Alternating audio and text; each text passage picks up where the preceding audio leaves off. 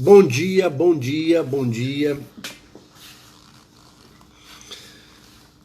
Entenda, acupunturista, a patologia não é o sintoma. Bom dia, pessoal. Eu sou Osiris Janete, acupunturista, fitoterapeuta de medicina chinesa e professor.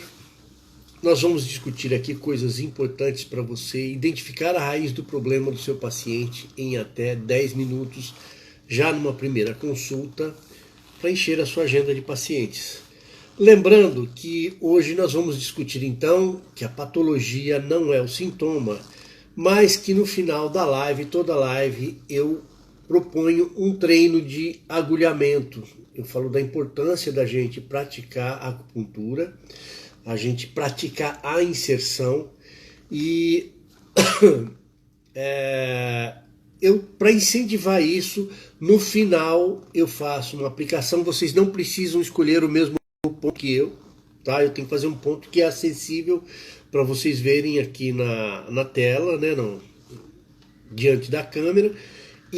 Mas vocês vão escolher alguns outros pontos que sejam mais interessantes. Eu tenho comentado, a gente tem pontos no braço, por exemplo, IG11, IG4, IG5.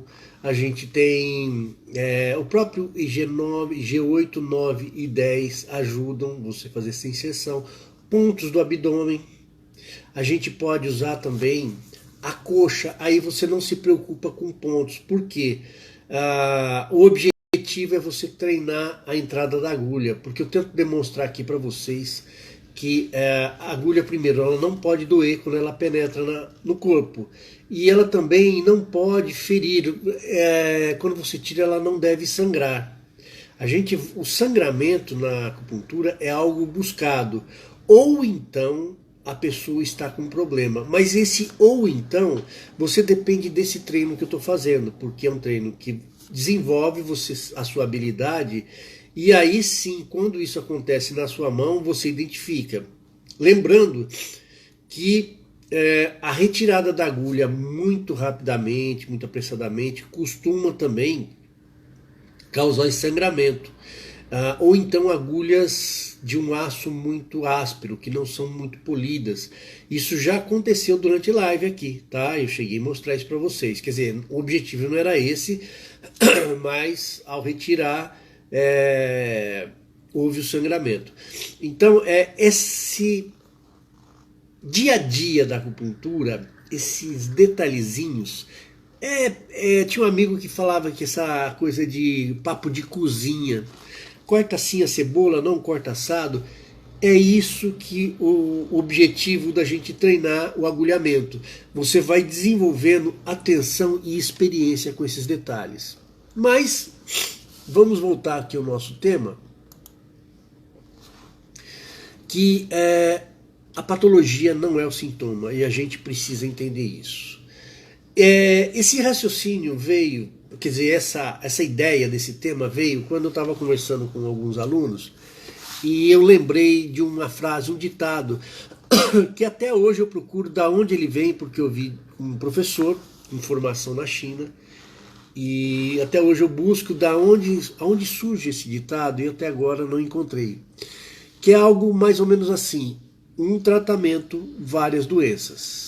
Uma doença, vários tratamentos. Essa é uma máxima da medicina chinesa. Então, a hora que a gente começa a raciocinar isso, principalmente a hora que você vê lá, uma doença, vários tratamentos, como é que é isso? Por causa disso, eu vejo muito, até cursos, não é só acupunturistas falando, eu trato dor lombar, e a gente vê cursos para isso, técnicas para dor lombar, técnicas para dor de cabeça. Eu acho meio estranho porque quando você faz uma averiguação dos sinais e dos sintomas, não é bem isso que acontece. Quer dizer, é o sintoma, mas não dá para pôr tudo no mesmo bojo. E isso daí, a gente vai falar tanto da dor de cabeça, da dor lombar, E tem um aspecto que eu vejo os alunos preocupados, porque os pacientes chegam preocupados para eles. Eu tô com hiperglicemia, tá? E aí, como é que a gente trata isso na acupuntura? Qual a citação disso na medicina chinesa? Tem um tipo de problema que você já começa a raciocinar. Ah, realmente, não é a mesma coisa. Diarreia. Lembra que você aprendeu diarreia fria, diarreia quente? Agora começa a fazer sentido? É tudo diarreia. Significa que eu vou usar o ponto estômago 25 para qualquer uma? Já pensou nisso? Porque é um ponto de intestino, mas às vezes a diarreia é um desabamento de uma grande falência interna. E aí não adianta pôr rolha, não adianta tentar trancar o ponto de estômago, que aciona principalmente função de intestino. É que nem tentar ligar um carro sem gasolina. Se você insistir nisso, é como tentar fazer um carro sem gasolina pegar no tranco. Você vai ter que voltar com ele nas costas de novo. Então, gente, esse raciocínio é importante. Não que a gente não considere o sintoma, porque o sintoma é um dado importante para a configuração daquilo que nós vamos tratar.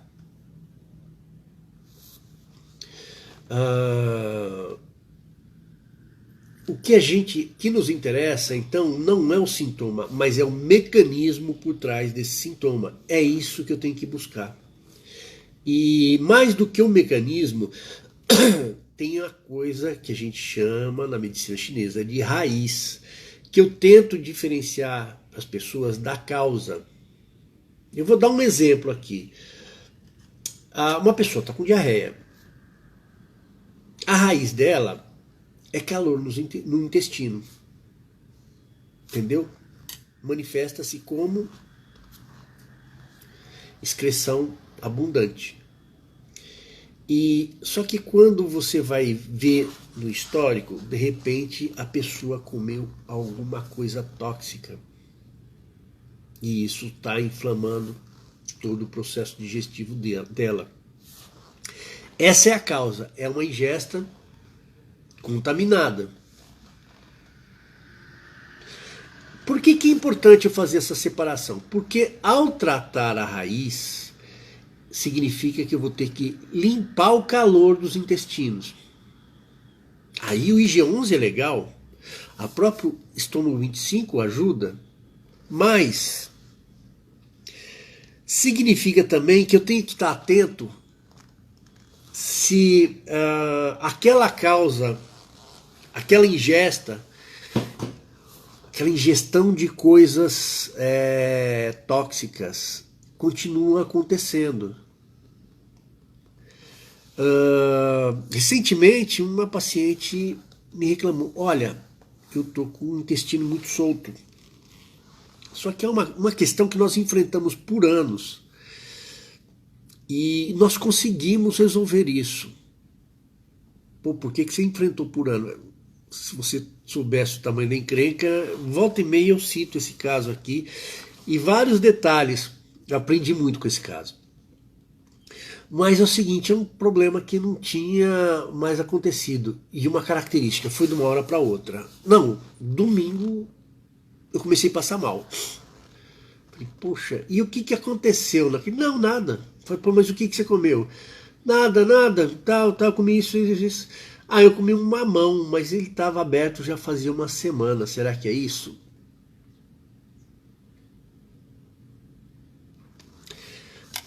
Então, gente, realmente pode ser um mamão começando a estragar.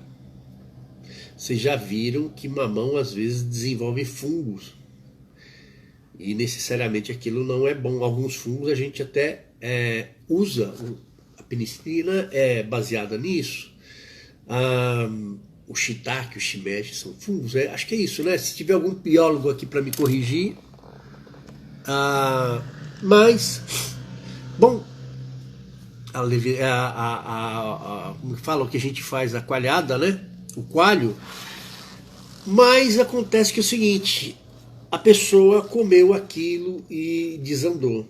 Aí, qual que foi o tratamento? Adiantava, será, ficar fuçando ali no estômago 25? Eu trabalhei mais a desintoxicação. Acontece que ela melhorou e depois voltou. Opa, o que está acontecendo? Pode ser algum problema se instalando, um problema mais fisiológico. Ela voltou a comer mamão, mas o mamão era fresco. Olha o raciocínio. Qual é a natureza do mamão? Quente ele não é, morno também não.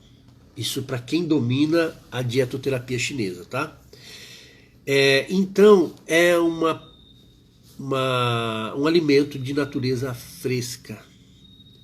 Eu não lembro se fresca ou fria, eu acho que está mais para fresco. E mais para fresco porque a referência que eu tenho de frio é o gesso. E acontece que se ela ingeriu alguma coisa de natureza fresca e úmida, por isso que a gente sabe que o mamão ajuda a fazer o intestino funcionar. Ele tem essa qualidade de umedecer. O mamão vai ser importante quando o intestino está secando por calor. Então ele vai ajudar. É lógico que dependendo do nível de calor não vai ser suficiente. Senão ele era usado na fitoterapia chinesa e ele não é usado.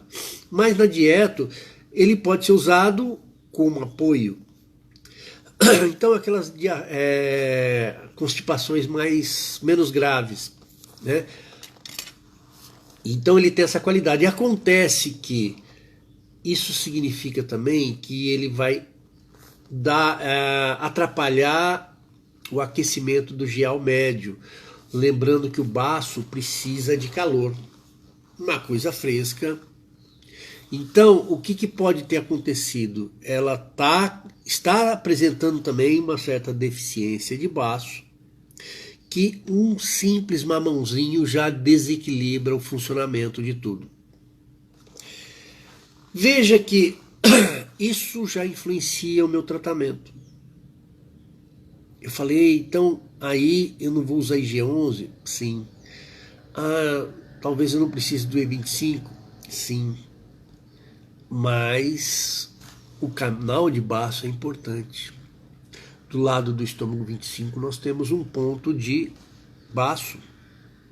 Nós temos alguns pontos distais para fortalecer a energia de baço, a função de baço.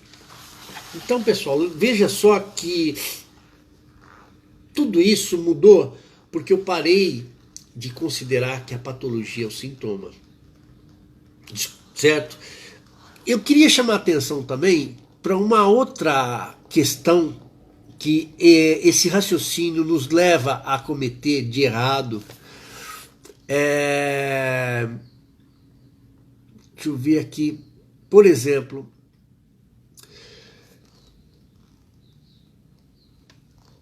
o paciente ele tende a abandonar um tratamento quando tem uma melhora de sintoma. E alguns acupunturistas, o pessoal que está iniciando, tende a achar que a pessoa melhorou porque diminuiu o sintoma. E chega até a falar, não, a dor de cabeça dele melhorou.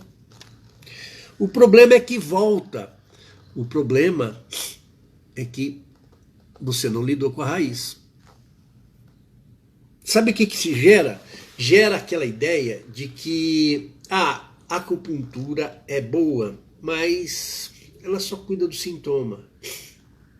Tem muita gente que procurou acupuntura e sai com essa ideia. Como tem muito acupunturista falando também. Isso gera um outro engano, que é a pessoa que fala, não, é que o meu trabalho é complementar, você faz o seu tratamento e eu complemento. As pessoas não sabem que às vezes a acupuntura é uma importante alternativa a um tratamento ocidental.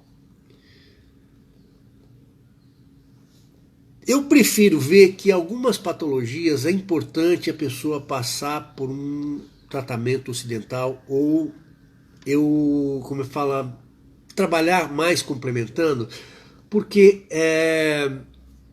a gente não tem uma estrutura para um atendimento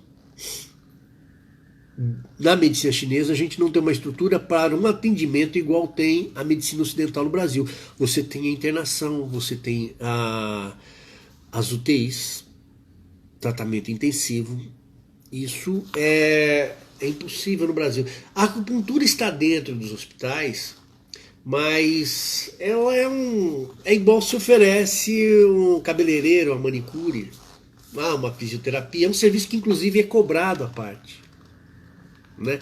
Ela não faz parte do escopo de tratamento oferecido, por exemplo, dentro de um plano de saúde para uma pessoa que está lá sendo internada. Aliás, tem uma lei aí que está retirando vários tratamentos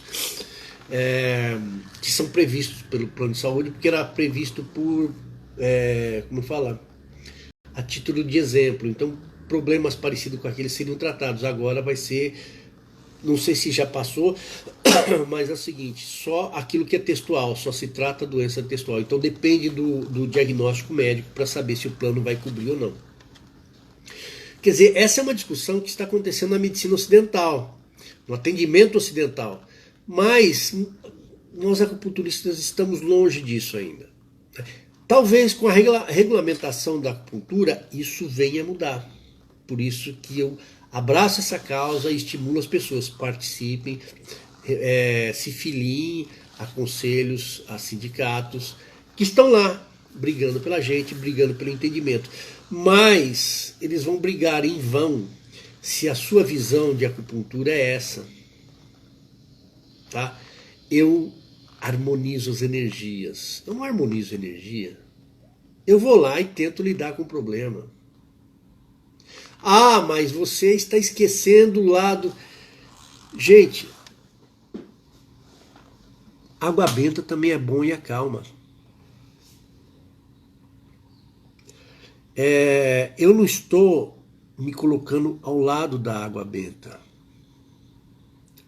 Se não seria sacerdote, seria pastor. Eu sou acupunturista, eu tenho que enfrentar patologias. E eu tenho que entender as patologias. A medicina chinesa é uma medicina... Olha, os registros falam 4.000 anos de existência. Alguns falam mais. É o mesmo eixo. Sabe o que é existência? É isso, é o mesmo eixo. A medicina ocidental ela tem uma data. Uma data e ela tem transformações importantes. Ela não muda muito da Idade Média para cá, mas, em termos de eixo, mas ela vai sofrendo as transformações porque eles tiveram que lidar com uma peste, com algumas pestilências, com contaminações, e isso vai mudando a história da medicina, mas o eixo é o mesmo. Mas é recente. A medicina chinesa, eu vou falar para vocês, as fórmulas para lidar com essas epidemias, por exemplo, as que eu conheço têm por volta de 2.000 anos, que são válidas ainda, são usadas, e mais, principalmente isso, a forma de entendimento é que se mantém. E ela pode ser usada nas fórmulas, pode ser usada na acupuntura, pode ser usada no tuiná, pode ser usada no qigong e nos exercícios físicos típicos da acupuntura, da área da acupuntura. Tai Chi, Liang Kun, deve ter outros nomes também, mas esses são os mais famosos que a gente conhece. Então, gente, a hora que eu entendo isso, veja que não dá para falar que eu complemento. realmente eu posso complementar sim. Eu peguei casos de oncologia que eu dei suporte para a pessoa não ficar tão debilitada com o tratamento. Por quê? Porque eu não tenho condição de tratar com a acupuntura. A medicina chinesa não trata. Em termos de literatura trata. Na prática eu não sei como é que é isso, não vivi isso. Até porque envolve um tratamento intenso, que envolve dieto, envolve fito, envolve até o Qigong, envolve acupuntura. Eu não estive na China conhecendo esse trabalho. Eu sei que tem pessoas no Brasil que tiveram formação lá. Se você um dia souber e puder conversar com essa pessoa, puder participar de algum curso dela, isso é valorosíssimo. Mas o que fica patente é que nós não temos estrutura para isso. Eu falei, por exemplo, da Covid, que eu tive que enfrentar. Com a minha família foi um enfrentamento. Fora da minha família foi difícil. Né? Na minha família era cedo, à tarde e à noite. Eu podia fazer alguma coisa. Então, esse é um limite nosso. Agora, para algumas outras patologias que não têm essa necessidade, essa urgência e essa intensidade de cuidados, talvez a gente seja a melhor alternativa para a pessoa. Eu falei dor lombar. Se eu esqueço dor lombar e eu vou pensar quais os problemas lombares, aí eu já mudo a minha situação. Mas eu vou ter que sair daquela visão mais comum, tratar dor lombar. E se você tiver que restaurar a cartilagem, mas a acupuntura faz isso? Ela ajuda na promoção de tecidos. E aí o que significa? Até um determinado nível a gente consegue resultados. Dependendo do nível não vai ser possível. E a dor? A dor a gente consegue melhorar bastante. Por quê?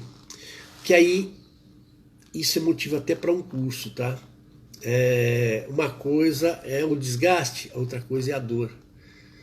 E eu não estou falando de acupuntura neurológica, como existe curso sobre isso, que atua nos neurônios sensitivos lá, que conduzem e estimulam a sensação de dor. Não é isso que a gente faz. Porque eu trabalho com acupuntura tradicional.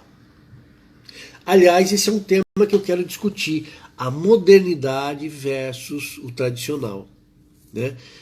Mas hoje a nossa conversa é essa. Então, a hora que eu vou entendendo esses problemas, por exemplo, de coluna, eu consigo desenvolver um método de tratamento que vai muito além do B23 e do B40. Pessoal, também não precisa de usar eletroacupuntura. Então eu vou usar B40 e B23, mais outros pontos, às vezes eu não uso nem o B23. Por que isso? Como é que é isso? Qual que é a sua técnica? Não é técnica, é raciocínio clínico. Eu recupero tudo o que a medicina chinesa conhece sobre o corpo. O acupunturista tende a ficar no raciocínio muito de canal. E o canal é importante, é o caminho do tratamento. Mas a patologia também. Quando você vê Tuiná, por exemplo, você vê sobre manipulação de articulação. Você vê manobras do tipo da quiropraxia. Começa a ter ideia de que a coisa vai um pouco além do que só de canais. Quando você vê o Tai Chi fala de posição do corpo para efetivar o potencial desse corpo. Então não é só ficar de pé, mas isso junta a mente e junta todos os processos corporais e a postura. E movimentos mínimos que a gente não imagina. Uma posição do Tai Chi pode corresponder até um uso diferente dos dedos do pé. você não sabia disso, se você faz Tai Chi e não sabia disso, talvez você não chegou nesse conhecimento ainda. Mas veja que então a medicina chinesa ela nos dá muita informação para a gente raciocinar. Isso significa, então, que eu tenho que me preocupar com o sintoma mais buscando o mecanismo. Eu preciso chegar na raiz. Eu preciso entender na causa também. E isso vai acabar com alguns problemas que a gente enfrenta, que é aqueles comentários, a acupuntura não funciona tão bem. A acupuntura é só complementar. Isso acaba, a gente não é nem acaba, vamos mudar um pouco. Eu percebo que fica difícil as pessoas chegarem nessa visão, porque tem uma angústia do acupunturista de como lidar com o problema das pessoas, porque ele está começando, ele não conhece muito ainda, e fica aquela angústia, qual o ponto que eu uso? Né? Qual o ponto que eu uso? Lembra, o E25 é tratar dor de barriga, e não é bem assim. O B40 é para dor lombar? Não é bem assim. Percebem então que esse tipo de raciocínio só aponta que está faltando a gente se aprofundar mais, tá? O que eu acho que você tem que tomar cuidado? Você está atento agora que você tem que buscar o mecanismo, então cuidado, não buscar em livros, tá? Por quê? Não é que os livros estão errados. Você pode ter entendido aquele sintoma de um jeito e você vai procurar aquilo no livro e vai ter uma leitura errada da situação. Outra coisa, o livro ele dá conta de uma situação esquemática e você tem a realidade. A realidade tem nuances que são importantes. E se você não considera, o resultado também não vai ser um melhor resultado, não vai ser bom, não vai dar bom. Por quê? Porque o teu raciocínio vai estar errado. Poxa, mas eu peguei do livro. É que o livro é para uma situação esquemática, você tem alguns detalhes a mais. Tá? E aí, o que eu faço? O que você faz é o seguinte: avalie os outros sintomas da pessoa, construa uma linha de diagnóstico, tá? Avalie os sinais para você construir um raciocínio do que significa aquele sintoma. Lembra do caso da diarreia que eu falei? Era contaminação, depois virou frio no baço. Percebe como vai mudando? E o que você pode fazer para ir dominando mais isso? Eu acho que o melhor, você que está atendendo, é pegar os casos de problemas semelhantes que você já atendeu e comparar, juntar e estudar. Se você tem contato com eles ainda, faça as perguntas que te surgirem a respeito daquilo. Aí nós vamos ter uma capacidade profissional, você vai ter um salto profissional no seu nível. Desculpa, você vai ter um salto no seu nível profissional. É esse profissional que vai ser definidor do que é a acupuntura multiprofissional no Brasil. E é esse salto no seu nível profissional que vai te dar uma outra categoria no meio que você trabalha, que você convive, o respeito que você vai conquistar pelo seu trabalho e pela sua opinião. As pessoas vão querer te ouvir por conta disso que você está tendo de resultado. Bom, gente, espero que essa conversa hoje, ela é densa, ela é complicada, eu acho que vale a pena voltar mais vezes nela. E vamos tentar então agora fazer o agulhamento que eu falei. Lembra, todo dia nós vamos exercitar aqui a inserção de agulhas. Eu vou mostrar uma coisa, vou tentar uma coisa hoje. Tá vendo? A inserção de 2 agulhas ao mesmo tempo. Isso é uma técnica. É um recurso usado na linha que eu trabalho.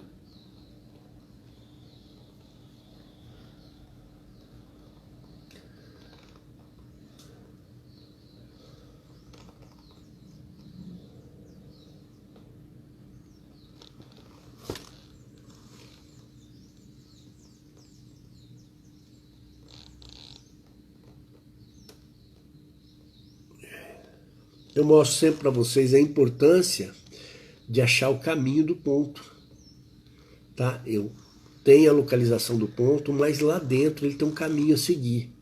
Esse caminho, ele não dói, tá?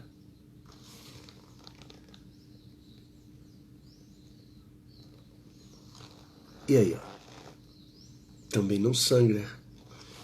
A inserção foi com